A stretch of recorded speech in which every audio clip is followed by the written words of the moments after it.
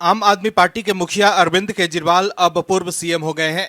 Jail से बाहर आने के बाद अरविंद केजरीवाल लोगों के बीच सफाई देते फिर रहे हैं कि वो बेईमान नहीं है, उन्हें फंसाया गया है, लेकिन अब वो एक्सपोज होते जा रहे हैं।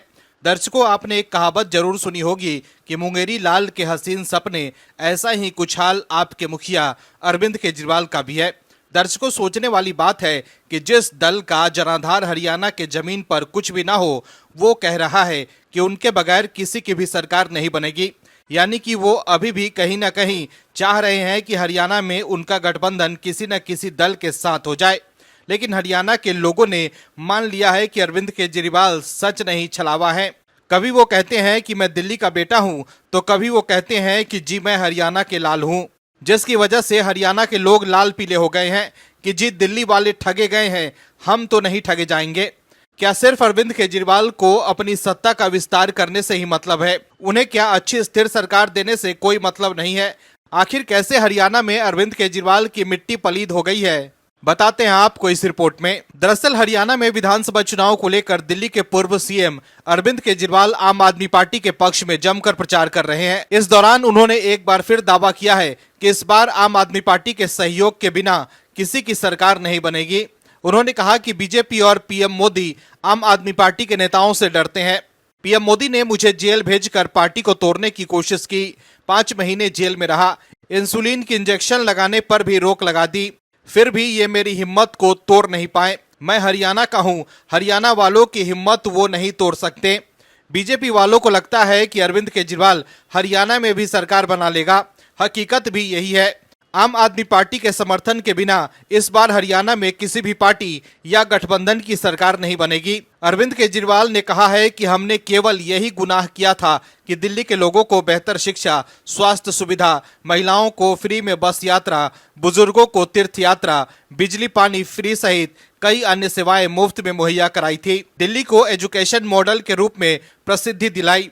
अब आप ही बताओ कि ये गुनाह है क्या? आप लोग भी इस बात की गांठ बांध लें, अरविंद केजरीवाल पक्की वाली गारंटी देता है। आम आदमी पार्टी को वोट दोगे तो हरियाणा के लोगों को भी 24 घंटे बिजली फ्री में मिलेंगे, सारा बकाया बिजली बिल माफ कर देंगे, हरियाणा में शानदार सरकारी अस्पताल बनाएंगे। उन्होंने कहा कि हरियाणा में आम आदमी पार्टी को दिल्ली और पंजाब के बाद हरियाणा के लोगों का भी समर्थन और प्यार मिल रहा है। दर्शकों, अरविंद केजरीवाल जो कह रहे हैं कि हम हरियाणा को भी पंजाब की तरह सुविधाएं देंगे, तो उनसे पूछना चाहिए कि क्या वो हरियाणा का भी पंजाब की तरह आर्थिक बंटाधार कर देंगे? वहीं हरियाणा में अरविंद केजरीवाल के चुनावी मैदान में उतरने से बीजेपी से ज्यादा कांग्रेस को नुकसान हो सकता है। ऐसे में वो जो ये कह रहे हैं कि उनसे बीजेपी के नेता डरते हैं, ये सिर्फ राजनीतिक बयानबाजी से ज्यादा कुछ भी नहीं है, क्योंकि आपसे कांग्रेस को डर लगता है। यही वजह है कि राहुल गांधी आम आदमी पार्टी के साथ गठबंधन करने के लिए बेचैन थे। कांग्रेस नेता राहुल गांधी बड़ी बड़ी बातें करते हैं और हमेशा ये दिखाने की कोशिश करते हैं कि कांग्रेस जीत रही है, लेकिन इस बार राहुल गांधी ने जो किया है उसका वीडियो और फोटो वायरल हो गया है। राहुल गांधी जोश जोश में वो कर देते हैं जिससे कांग्रेस की पोल खुल जाती है। बीजेपी के नेता कांग्रेस पर जो आरोप लगा रहे थे उसे राहुल गांधी ने सही साबित कर दिया है कि दाल में कुछ तो काला है। और अब राहुल गांधी के इस कदम से बीजेपी चुटकी ले रही है। दर्शकों, राहुल गांधी हरियाणा में लगातार चुनावी रैली कर रहे हैं और उनका मत है कि इस बार कांग्रेस हरियाणा में जीत हासिल करेगी। लेकिन बीजेपी ये भी आरोप लगा रही है कि कांग्रेस लगातार एक दलित नेता का अपमान कर रही है। कुमारी सैलजा लगातार उपहास का शिकार हो रही हैं और राहुल गांधी दलितों को आरक्षण देने की बात तो कर रहे हैं, लेकिन वो अपने ही पार्टी के एक दलित नेता का अपमान होता देख रहे हैं। जिस तरह का वीडियो सोशल मीडिया पर वायरल हुई कुमारी सैलजा को लेकर, जितने अपशब्द कहे गए, उसको लेकर राहुल गांधी के मुंह से एक चू तक नहीं निकलती है। तो वहीं दूसरी तरफ राहुल गांधी दलितों को आरक्षण देने की बात कर रहे हैं और हुड्डा और कुमारी सैलजा को मिलाने की कोशिश भी कर रहे हैं, लेकिन बीजेपी ने कांग्रेस को उसकी असलियत बता दी है।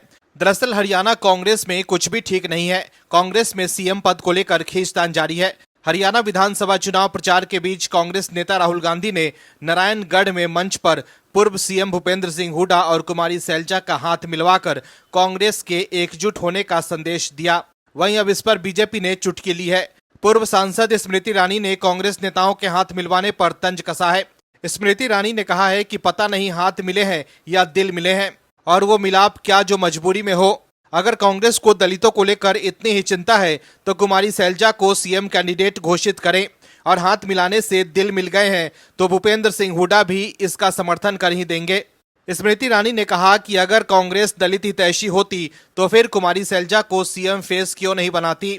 सिर्फ बीजेपी ही है जो दलितों और किसानों की सच्ची हितैषी है।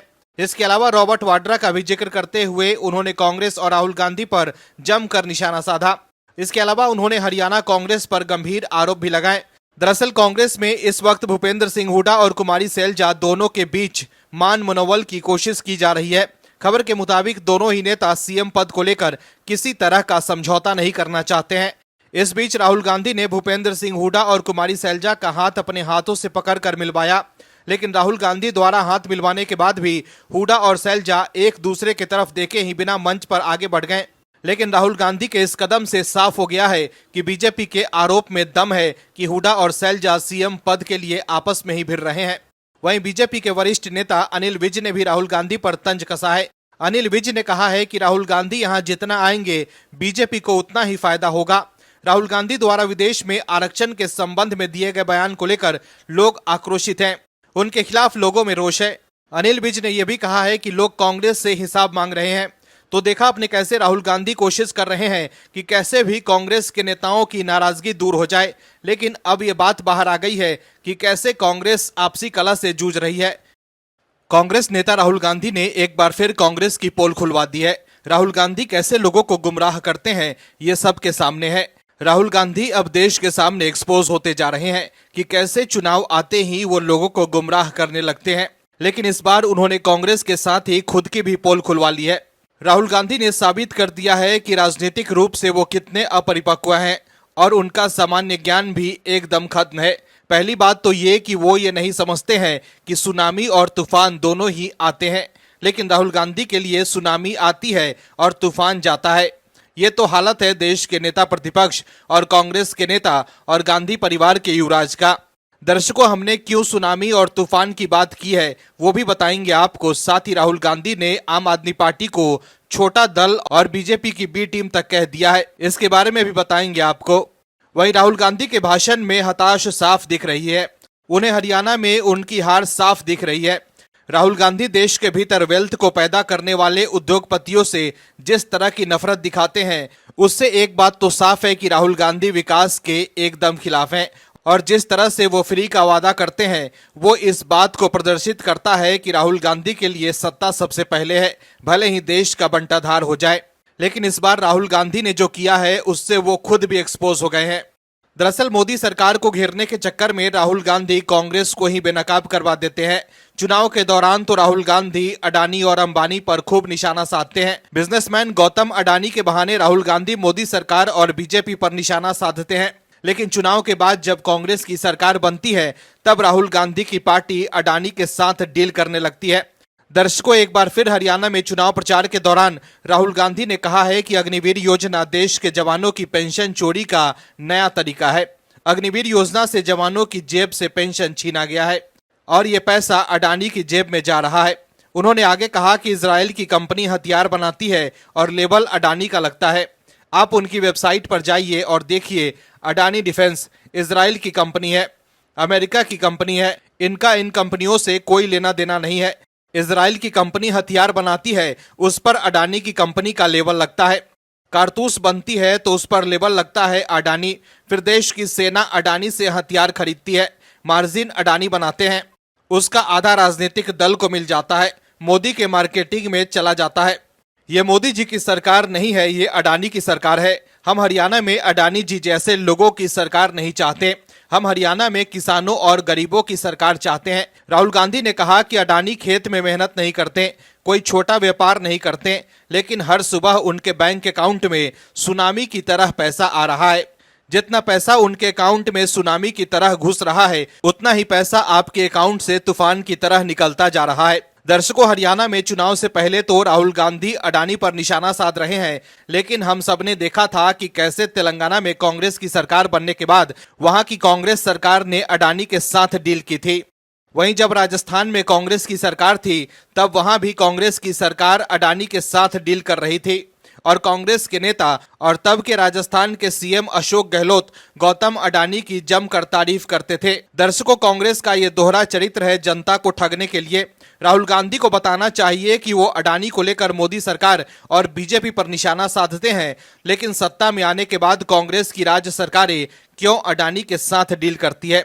इसके अलावा हरियाणा में आम आदमी पार्टी की एंट्री से भी राहुल गांधी चिंतित हैं। यही वजह है कि वो कह रहे हैं कि सब छोटी पार्टियां यहां हरियाणा में चुनाव लड़ रही है, वो बीजेपी की पार्टी है, उनका रिमोट कंट्रोल उनके हाथ में है। राहुल गांधी ने कहा है कि लड़ाई बीजेपी और कांग्रेस के बीच है। विपक्ष के नेता को बीजेपी के खिलाफ कोई मुद्दा ही नहीं मिल रहा है। विपक्ष के नेता बीजेपी पर आरोप तो लगा देते हैं, लेकिन उसे वो साबित नहीं कर पाते हैं। उद्धव ठाकरे के खास सांसद संजय राउत बीजेपी पर आरोप तो लगा देते हैं, लेकिन कोर्ट में वो साबित नहीं कर पाते हैं। बीजेपी के नेता पर झूठे आरोप लगाने के लिए संजय राउत को अभी हाल ही में कोर्ट से सजा हुई है, लेकिन फिर भी संजय राउत जो कर रहे हैं उससे कई सवाल उठ रहे हैं। सवाल उठ रहा है कि क्या संजय राउत कानूनी शिकंजे में फिर से तो नहीं फंसने वाले हैं, क्योंकि इस बार उन्होंने ईडी से पंगा ले लिया है। दर्शकों, समझने की जरूरत है कि जिस केंद्र सरकार की जिस एजेंसी की तारीफ दुनिया भर की संस्थाएं कर रही है, उसी एजेंसी पर तोहमत लगाने का काम संजय राउत कर रहे हैं। दोस्तों, संस्थाएं इस देश का भरोसा है। सिर्फ राजनीतिक बयानबाजी से देश नहीं चलता है, देश चलता है संस्थाओं से। और जब तक संस्थाओं पर देश के लोगों को भरोसा नहीं होगा, तब तक देश में आंतरिक रूप से मजबूती नहीं मिलेगी। लेकिन देश में कुछ राजनीतिक दल ऐसे भी हैं जो सिर्फ निजी हितों को साधने के लिए संविधान और उनकी संस्थाओं पर लोगों की आस्था को कमजोर करने में लगे हुए हैं। वो देश के भीतर का माहौल ध्वस्त करने में लगे हुए हैं। देश के लोगों का समर्थन उन्हें मिल नहीं रहा है तो वो बेचैन हैं और कैसे भी करके बीजेपी को बदनाम करने की कोशिश कर रहे हैं। लेकिन उन्हें कोर्ट से झटका भी लग रहा है और जेल जाने तक की नौबत आ गई है।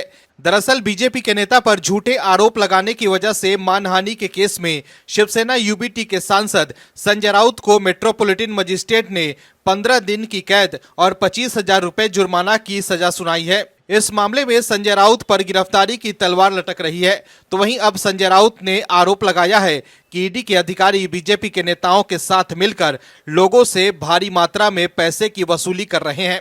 संजय राउत ने यह भी कहा है कि उनकी पार्टी जब सत्ता में आएगी तो इन अवैध गतिविधियों का पर्दाफाश किया जाएगा। पत्रकारों से बात करते हुए संजय राउत ने कहा है कि जीतू नवलानी नाम का एक व्यक्ति ईडी का एजेंट था, पैसे की वसूली करता था। हमारी महाविकास अघाड़ी सरकार ने उनके खिलाफ कानूनी कार्रवाई की थी। बताया जाता है कि उसे ईडी और बीजेपी के नेता देवेंद्र फडणवीस से समर्थन हासिल था। उन्होंने आरोप लगाया है कि देवेंद्र फडणवीस ने जब से राज्य के गृह मंत्री के रूप में पदभार संभाला है, तब से उन्होंने एमवीए सरकार द्वारा गठित एसआईटी की जांच को बंद कर दिया है। संजय राउत ने कुछ अन्य लोगों का नाम लेते हुए कहा है कि ईडी के एक अन्य पूर्व अधिकारी राजेश्वर सिंह भी हैं, जो वर्तमान में उत्तर प्रदेश में बीजेपी के विधायक हैं। उन्होंने ये भी कहा कि रोमी भगत भी ईडी के साथ मिलकर काम कर रहा था और वसूली की गतिविधियों में शामिल था और वर्तमान में वो आथर रोड जेल में बंद है। उन्होंने कहा कि देवेंद्र फडणवीस इन लोगों और उनके कृत्यों के बारे में जानते हैं, उन्हें इसे उजागर करना चाहिए। हम सत्ता में आने पर बदला लेंगे, किसी को भी नहीं छोड़ा जाएगा। ईडी बीजेपी का वसूली एजेंट है।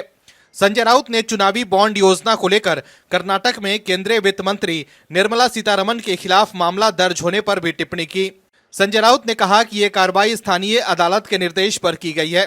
संजय राउत ने यह भी कहा है कि यह मामला इसलिए दर्ज नहीं किया गया है कि कर्नाटक में कांग्रेस की सरकार है। यह मामला उनके खिलाफ चुनावी बॉन्ड के जरिए उगाही के आरोपों के आधार पर दर्ज किया गया है।